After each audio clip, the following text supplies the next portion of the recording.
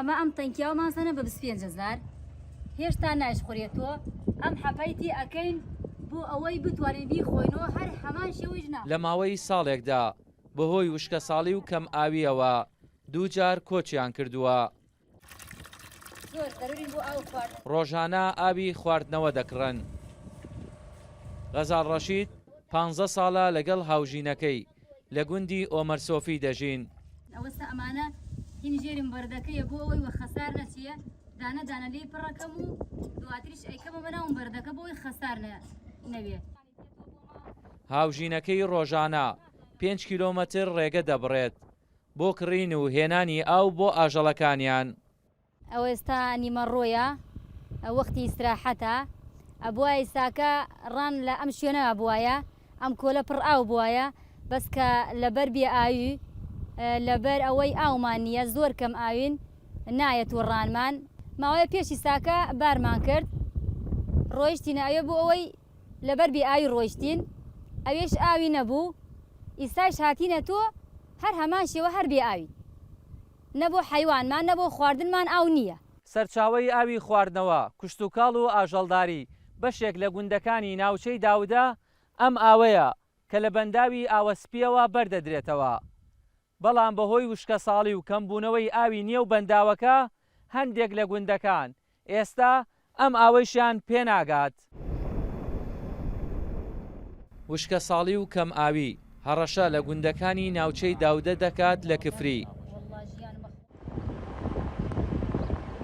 گوندەکانی سنووری ناوچەی داودا کە ژمارەیان 72 گوندە لە کفری 32یان بەو هۆیەوە وردە وردە ڕوو لە چۆڵبوونن.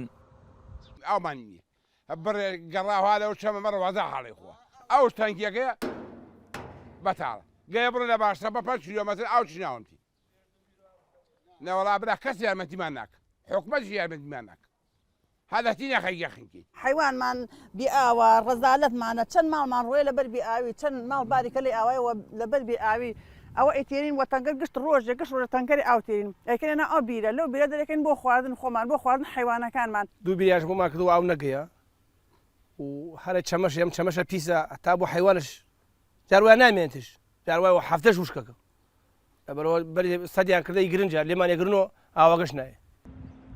ئاستی ئاوی ژێرزەوی لەم ناوچەیە بۆ زیاتر لە 150 مەتر دابەزیوە و بەڕێوبەری شارۆچکەی زینانە لە کفری دەڵێت هیچمان لەدەست نایات بۆ گوندنیشینان.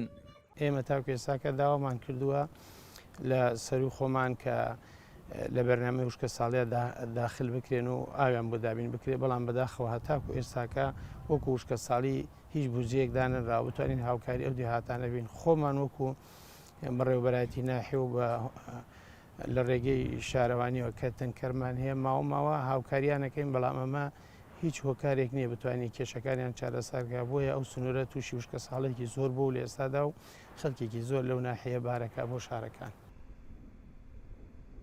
ناوچەی داودا بە دووری 30 کیلۆمەتر دەکەوێتە باکووری کفری 72 گوندی لێیە. پێشتر سەرچاوەی ئاوی ئەم ناوچەیە بیر و بەنداوی ئاوەسپی بوو بەڵام بەهۆی وشکە ساڵی و دابەزینی ئاستی ئاوی ژێرزەوی ئاو ناگاتە زیاتر لە نیوەی ئەو گوندانە. هونەر حەمید ڕۆداو ناوچەی داودا کفری.